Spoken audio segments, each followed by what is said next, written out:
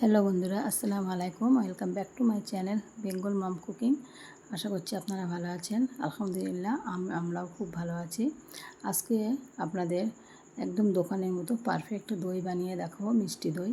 দেখুন, আমি প্রথমে একটি পাত্র নিয়েছি, ওর মধ্যে আমি দুধ 2 প্যাকেট দুধ দিয়ে দিলাম, কারণ এটা আমি পাউডার দুধ দিয়েই করব।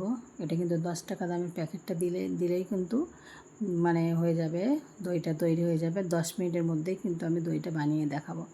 2 প্যাকেট দুধ দিয়েছি আমি, পাউডার দুধ। আমি আমুল স্কুলের দুধ নিয়েছি, আপনারা যেটা গরু দুধও নিতে পারেন এবং অন্য কোনো দুধও নিতে পারেন। আমি আমুল স্কুলের দুধটা নিয়েছি। প্রথমে ভালো করে দুধটা গুলে নিয়েছি।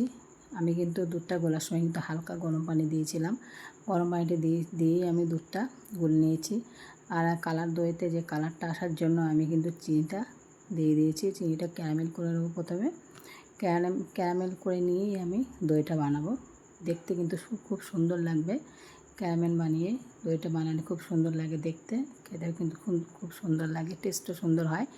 কিন্তু আমি যদি ক্যারামেল না করতাম তাহলে কিন্তু এটা কালারটা সুন্দর আসতো না। ওই জন্য কালারটা সুন্দরের জন্য ক্যারামেলটা বানানো হচ্ছে। ক্যারামেলটা বানিয়ে আমি দইটা এর মধ্যে ঢেলে দেবো। ঢেলে দিয়ে প্রথমে আমি আস্তে আস্তে হালকা হাতে নাড়তে হবে। দিলেই দেখুন একটা দলা পাকিয়ে গিয়েছে। আপনারা মনে করবেন না যে দলা পাকিয়ে গিয়েছে বলেই কিন্তু এটা খারাপ হয়ে যাবে, না। আস্তে আস্তে এটা লো ফ্লেমে জাল দিতে হবে। আর নাড়তে এটা কিন্তু পুরো মিলিয়ে যাবে। মিলিয়ে গেলেই কিন্তু হয়ে যাবে। দেখুন, পুরো মিলিয়ে গেছে, কালারটা কত সুন্দর আসছে। আমি একটু হালকা করে জাল দিয়ে নিচ্ছি, কেননা একটু না জাল দিলে কিন্তু আমি 5 মিনিটের মতো একটু জাল করে নিচ্ছি। দেখুন, জাল করে নেওয়া আছে, 5 মিনিটের মতো একটু গাঢ় হয়ে এসছে। আমি আবার একটা পাত্রে ঢেলে নিয়েছি।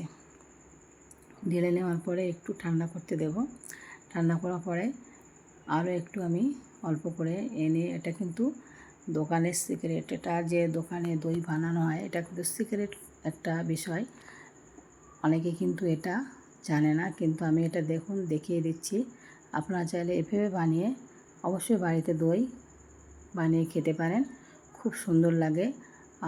একদম দোকানের মতো পারফেক্ট দই বানানো হবে। আমি কিন্তু টক দই নিয়েছি 2 চামচ। এটা কিন্তু ভালো করে ফেটিয়ে নিতে হবে, পুরো একটি ক্রিম মতো তৈরি করতে হবে। নিয়ে এটা যে কর্নফ্লাওয়ার দিয়ে দিচ্ছি আমি 1.5 চামচ মতো, এই দইয়ের মধ্যেই দিয়ে দিচ্ছি।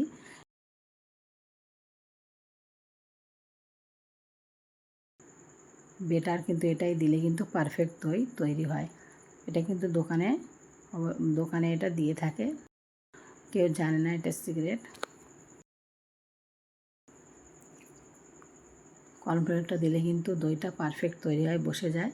আমি কর্নফ্লাওয়ারটা দিয়ে ভালো করে গুলে নিয়েছি। গুলে নিয়ে তারপরে আমি এই যে দুধটা জাল করে রেখেছিলাম, এটা কিন্তু হালকা গরম থাকতে হবে। যে হিসেবে আঙুর দিলে কিন্তু যাতে সহ্য হয় সেই হিসেবে গরমটা রাখতে হবে।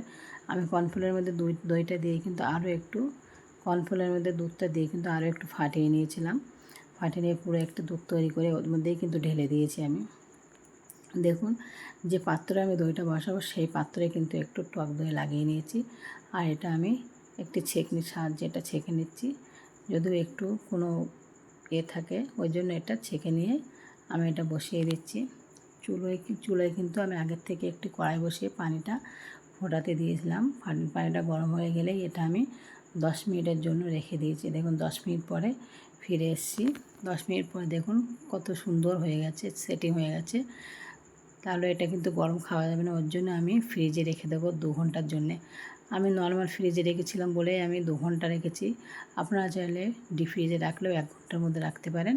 পুরো দেখুন, আমি তো বাটিটা পাল্টে দেখে দিলাম কি সুন্দর পারফেক্ট করে বসে গিয়েছে। দইটা পড়ছে না, এর মধ্যে কিন্তু সেটিং হয়ে আছে। কি সুন্দর লাগছে দেখতে, খেতেও কিন্তু দারুণ সুন্দর। আপনারা দেখে তো বুঝতেই পারছেন, চামচ থেকে ছাড়াতেই যাচ্ছে না, খুব সুন্দর হয়েছে।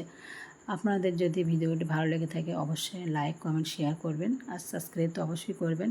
আর কমেন্ট করে জানাবেন যে আমার ভিডিওটি কেমন লাগলো। আমার ভিডিওটি এই পর্যন্ত থাকলো। আল্লাহ হাফেজ।